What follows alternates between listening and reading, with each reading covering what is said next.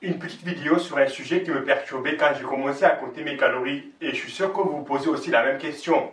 En fait, il y a deux questions qui sont un peu reliées. Sachant que le corps ne peut pas assimiler les fibres, comment les compter dans les calories totales? Par exemple, si tu manges un aliment avec 20 grammes de glucides, dont 10 grammes de fibres, est-ce que tu as mangé 20 fois 4, donc 80 calories, ou 10 fois 4, donc 40 calories? Car les fibres ne sont pas assimilées par le corps. Et la deuxième question, c'est quand parfois sur l'emballage d'un aliment, tu calcules les macros, tu fais les glucides x 4, plus protéines x 4, plus lipides x 9, et ça ne sort pas le bon nombre de calories indiquées. Pourquoi? Ce sont les deux questions que je vais répondre dans cette vidéo. Bon, pour la première question, est-ce qu'il faut compter les fibres comme les autres glucides? Non, les fibres ne sont pas digérées par le petit intestin comme les autres macronutriments. L'homme n'a pas l'enzyme qu'il faut pour digérer et utiliser les fibres comme source d'énergie. Mais certaines fibres peuvent être utilisées par les bactéries dans la flore intestinale. Cette vidéo n'est pas sur les fibres et je ne veux pas que ce soit une longue vidéo. Mais ce qu'il faut savoir, c'est qu'il y a deux types de fibres et parmi ces deux types, il y a aussi les fibres solubles et insolubles. Ce sont les fibres solubles dans l'eau qui sont utilisées par les bactéries pour produire des acides gras et qui nous en utilisons plus tard. Donc chaque gramme de fibres solubles nous apporte entre 2 à 3 calories. Donc quand tu manges un aliment avec 20 grammes de protéines, 20 grammes de glucides, dont 10 grammes de fibres et 10 grammes de lipides, sachant que les protéines et glucides sont à 4 calories et 9 pour les lipides, si tu veux être précis, il faut faire 20 x 4 pour les protéines, plus 10 x 9 pour les lipides, plus 10 x 4 pour les glucides qui ne sont pas les fibres, et puis 10 x 2 pour les fibres, pour au total 210 calories au lieu de 250. Et ça, si c'est que les fibres solubles, ce qui est en général le cas. Mais bon, il ne faut pas prendre la tête avec. Ce n'est pas assez pour faire une différence. Surtout que quand on mange beaucoup de fibres, en général, c'est quand on essaie d'être en déficit calorique. Donc c'est à ton avantage de les compter comme les autres glucides. Avec le calcul en fin de journée, si par exemple tu arrives à 2000 calories, mais en réalité tu n'es qu'à 1950, eh bien ça sera 50 calories de gagné. La deuxième question, c'était l'histoire des calories. Comment ça se fait que parfois quand on ajoute les macronutriments, on ne tombe pas sur le bon nombre de calories?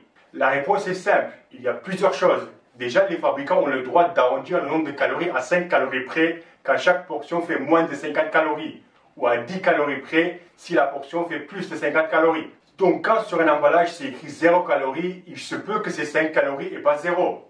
Si c'est 30, c'est que ça va de 25 à 35. Si c'est 80, ça va de 70 à 90. Si tu prends l'exemple d'un bonbon à 0 calories et toute la journée tu as un bonbon dans la bouche, en fin de journée ça te fait 30-40 calories sans que tu te rendes compte. C'est rien, mais c'est bien de le savoir. Deuxième chose, dans le nombre total de calories, les fabricants enlèvent aussi les calories qui proviennent des fibres et les calories de certains sucres qui sont considérés comme 0 calories. Comme les fibres, ce n'est pas le cas. Ces sucres font entre 2 à 3 calories par gramme. Donc c'est un peu une arnaque. Ça c'est valable surtout avec les produits light ou les produits fitness comme les barres céréales ou protéinées. Si une barre fait 90 calories, il se peut que cette barre fait en réalité 120 calories.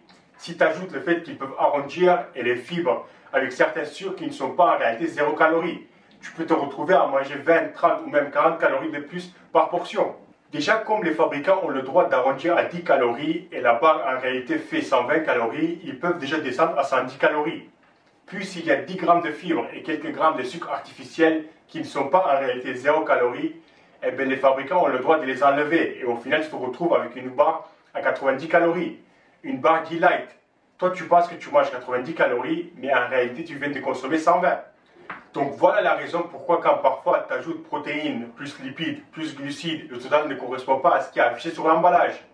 Et sache que les fibres et certains sucres qu'on considère 0 calories font en réalité 2 à 3 calories par gramme.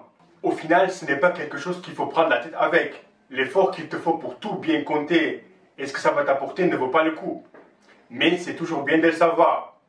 Voilà, partagez cette vidéo avec vos amis et j'espère avoir le temps pour préparer une vidéo sur le régime alcaline ou l'équilibre acido-basique pour le week-end prochain. Merci et à la prochaine vidéo.